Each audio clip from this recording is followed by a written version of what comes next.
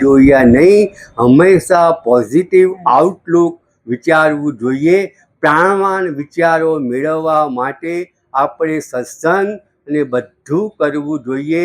ભગવાનના પુસ્તકો, રામાયણ, મહાભારત એ બધું વાંચવું જોઈએ, જેનાથી આપણા વિચારની અંદર પરિવર્તન પોતે આવે છે. એટલે આપણા વિચારો કેવા બને છે? પ્રાણવાન વિચાર પોતે બને છે. કુટુંબમાંથી પણ જો પ્રાણની ઉપાસના ચાલી જાય ને તો માણસનું વ્યક્તિગત જીવન, કૌટુંબિક જીવન, સામાજિક જીવન, રાષ્ટ્રીય જીવન વેર વિખેર પોતે થઈ જાય છે. એટલે કહેવાનું તાત્પર્ય શું છે? કહેવાનું તાત્પર્ય છે કે પ્રાણવાન વિચારોની સખત આવશ્યકતા છે. હવે વિવેકાનંદે શું કીધું હતું? વિવેકાનંદ પોતે કહે છે કે 100 નચિકેતા મને આપો, I will change all world. હું કે આખી દુનિયા બદલી નાખીશ. નચિકેતા એટલે શું? નચિકેતાની વાર્તા આપણને પોતે ખબર છે, પણ એકચ્યુઅલી નચિકેતા એટલે કે જે ભયથી ભાગી ના જાય, ભોગોમાં લંપટ ન થાય, જે પ્રલોભનોથી અંજાઈ ન જાય, એને નચિકેતા કહેવાય. હા, તમે મને 100 માણસ તમે આપો ને તો આખી દુનિયાને કે હું બદલી નાખીશ. ટૂંકમાં પ્રાણવાયુ જેવી રીતે હૃદયને શુદ્ધ કરવાનું, આપણા લોહીને શુદ્ધ કરવાનું કામ કરે છે, આપણને ઓક્સિજન આ પ્રમાણે પોતે આપે છે. તો આવા પ્રાણવાન વિચારો મેળવવા માટે પ્રયત્ન કરવો જોઈએ. અને ઉદાસ્થાનની અંદર રહીને અપાન વાયુ છે ને એ આપણા મળમૂત્રનો પોતે નિકાલ કરે છે. આ જો ક્રિયા વ્યવસ્થિત ના થાય ને તો આપણું શરીર કેવું બની જાય છે? રોગગ્રસ્ત બની જાય છે.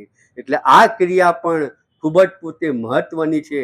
તો એક્ઝેક્ટલી તે જ રીતે આપણે નકામી વાતો, જે શુદ્ર વાતો છે, જેને યાદ કરવાની કોઈ જરૂર નથી, એને ફેંકી દેવી જોઈએ, જેથી માણસ એવરી ડિસ્ચાર્જ ગીવ્સ પ્લેઝર.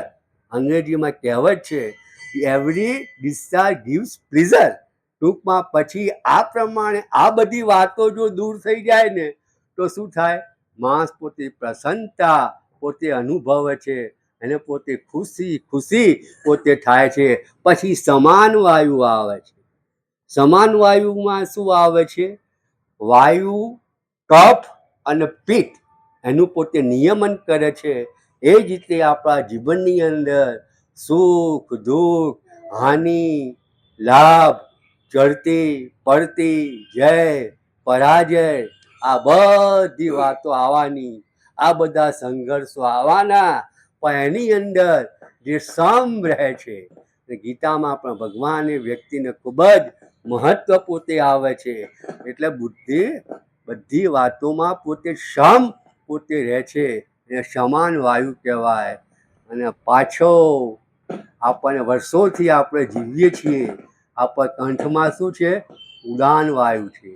ઉદાન વાયુ એટલે કે ભગવાને આપણને મન અને વાણી સ્વતંત્ર આપણને આપ્યા છે. એટલે એનો અર્થ શું થાય કે આપણે વાણી જેવી બોલી હોય ને એવી બોલી શકીએ છીએ.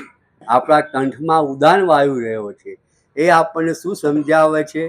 એ આપણને સમજાવે છે કે માણસે, કોઈ માણસ સારું કામ કરતો હોય તો પછી એને શું કરવું જોઈએ?